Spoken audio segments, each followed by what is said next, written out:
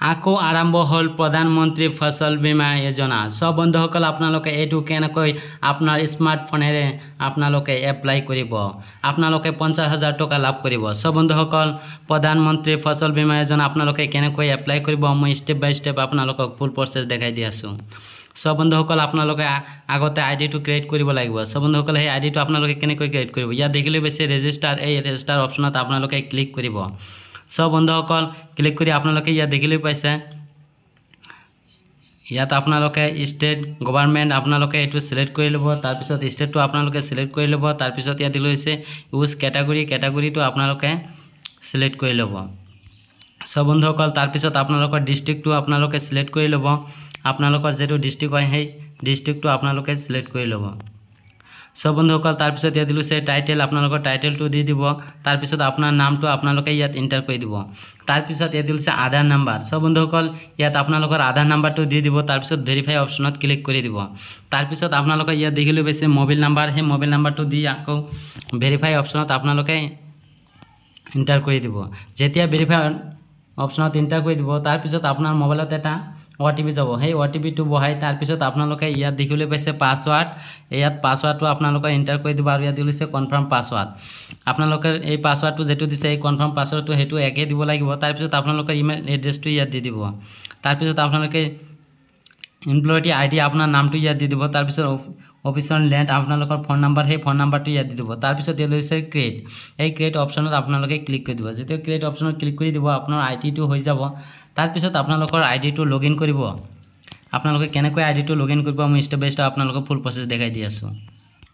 তাৰপিছত আপোনালোকে আইডিটো লগইন কৰিব, ইয়াত দিছে সাইন ইন, এই অপশ্যনত আপোনালোকে ক্লিক কৰি দিব। যেতিয়া আপোনালোকে ক্লিক কৰি দিব আপোনালোকে এনেকুৱা ইণ্টাৰফেচ দেখিবলৈ পাব। সব বন্ধুসকল আপোনালোকৰ ইয়াত দেখিলে পাইছে সকলোকেইটা ডিটেইলছ ইয়াত আহি পৰিছে। আপোনাৰ নামটো যেটো হয় সেই আপোনাৰ নামটো ইয়াত এণ্টাৰ কৰি দিব। মই মোৰ নামটো ইয়াত এণ্টাৰ কৰি দিছোঁ। তাৰপিছত ইয়াত লৈছে পাছৱাৰ্ড, এই পাছৱাৰ্ডটো আপোনালোকে ইয়াত এণ্টাৰ কৰি দিব। তাৰপিছত ইয়াত দেখিলে হৈছে কেপচা কোড, এই কেপচা কোডটো ইয়াত বহাই দিব।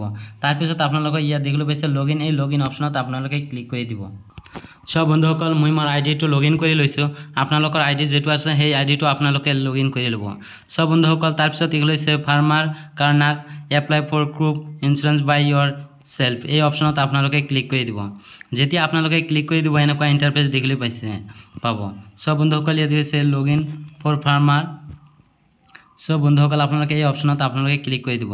যেতিয়া ক্লিক কৰি দিব আপোনালোকে ইয়াত দেখিলে পাইছে আপোনাৰ মোবাইল নাম্বাৰ আৰু ইয়াত আপোনাৰ কেপচা কোডটো বহাই ৰিকুৱেষ্ট এণ্ড OTP অপশ্যনত ক্লিক কৰিব নালাগে।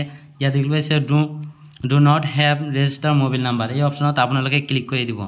যেতিয়া আপোনালোকে ক্লিক কৰি দিব আপোনালোকৰ ফৰ্মটো খোল খাই যাব। সব বন্ধুসকল আপোনালোকে দেখিলে পাইছে আপোনাৰ নাম যেটো হয় সেই নামটো আপোনালোকে এণ্টাৰ কৰি দিব। মই মোৰ নামটো এণ্টাৰ কৰি দিছোঁ।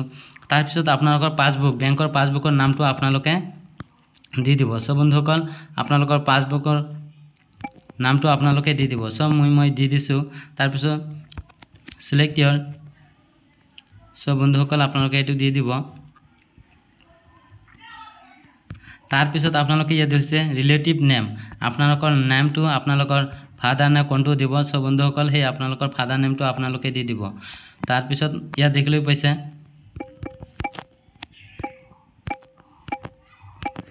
মই মোৰ ফাদাৰ নেমটো দি দিছোঁ। তাৰপিছত আপোনালোকে ইয়াত দেখিলে হৈছে মোবাইল নাম্বাৰ, আপোনালোকৰ মোবাইল নাম্বাৰটো ইয়াত এণ্টাৰ কৰি দিব। তাৰপিছত আপোনালোকে ইয়াত দেখিলে পাইছে ভয়েছটো, আপোনাৰ ভয়েছটো ইয়াত দি দিব। মই মোবাইল নাম্বাৰটো দি দিছোঁ।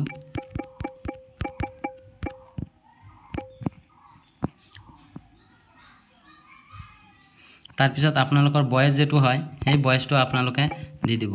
তাৰপিছত ইয়াত দেখিলে পাইছে কেটাগৰী, এই কেটাগৰী আপোনালোকে যদি জেনাৰেল হয় জেনাৰেলটো দি দিব, OBC হলে OBC দি দিব, SC হলে ST আৰু ST হলে ST আপোনালোকৰ যেটো হয় সেইটো আপোনালোকে দি দিব। তাৰপিছত জেন্ডাৰ মেল নে ফিমেল আপোনালোকে সেইটো দি দিব। তাৰপিছত দিছে ফাৰ্মাৰ টাইপ আপোনালোকে স্মল মাৰ্জিনেল আদাৰ্স কোনটো হয় সেইটো দি দিব। তাৰপিছত আপোনালোকে ইয়াত দিছে ফাৰ্মাৰ কেটাগৰী, আপোনালোকৰ কেটাগৰীটো আপোনালোকে দি দিব। সব বন্ধুসকল তাৰপিছত ইয়াত দেখিলে পাইছে আপোনালোকৰ ষ্টেটটো সিলেক্ট হৈ আছে। তাৰপিছত ইয়াত দেখিলে আছে ডিস্ট্ৰিক্ট, সেই ডিস্ট্ৰিক্টটো আপোনালোকে সিলেক্ট কৰি দিব। আপোনাৰ যেটো ডিস্ট্ৰিক্ট হয় সেই ডিস্ট্ৰিক্টটো আপোনালোকে সিলেক্ট কৰি ল'ব। মই মোৰ ডিস্ট্ৰিক্টটো সিলেক্ট কৰি লৈছোঁ। তাৰপিছত সাব ডিস্ট্ৰিক্টটো আপোনালোকে সিলেক্ট কৰিব। তাৰপিছত আপোনালোকৰ ভিলেজ নামটো আপোনালোকে সিলেক্ট কৰিব আপোনালোকৰ ভিলেজ যেটো হয় সেই ভিলেজটো সিলেক্ট কৰি ল'ব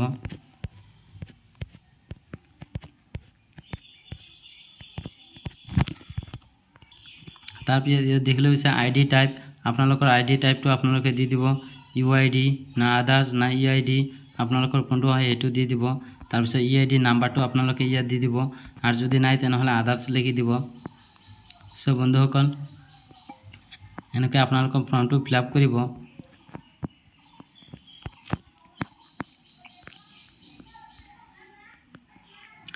নিশ্চয় আপোনালোকে সকলোকেইটা ডিটেইলছ দেখিবলৈ পালে ইয়াত আৰু আপোনালোকৰ যেটো বেংক সেভিং একাউন্ট আছে সেই একাউন্ট নাম্বাৰটো আপোনালোকে দিব লাগিব সব বন্ধুসকল ইয়াত দেখিলে হৈছে বেংক নেমটো আপোনালোকে নিশ্চয় সিলেক্ট কৰিব লাগিব তাৰ পিছত ইয়াত দেখিলে পাইছে বেংক ব্ৰাঞ্চ নেম তাৰ পিছত ইয়াত দেখিলে পাইছে সেভিং বেংক একাউন্ট নাম্বাৰ সব বন্ধুসকল যাতে একাউন্ট নাম্বাৰটো কোনো ধৰণৰ আপোনালোকৰ ভুল নহয় সেই একাউন্ট নাম্বাৰটো আপোনালোকে ইয়াত টাইপ কৰি দিব তাৰ পিছত ইয়াত দেখিলে হৈছে কনফাৰ্ম এই কনফাৰ্ম একাউন্ট নাম্বাৰটো আপোনালোকে ইয়াত টাইপ কৰি দিব তাৰ পিছত আপোনালোকে ইয়াত দেখিলে পাইছে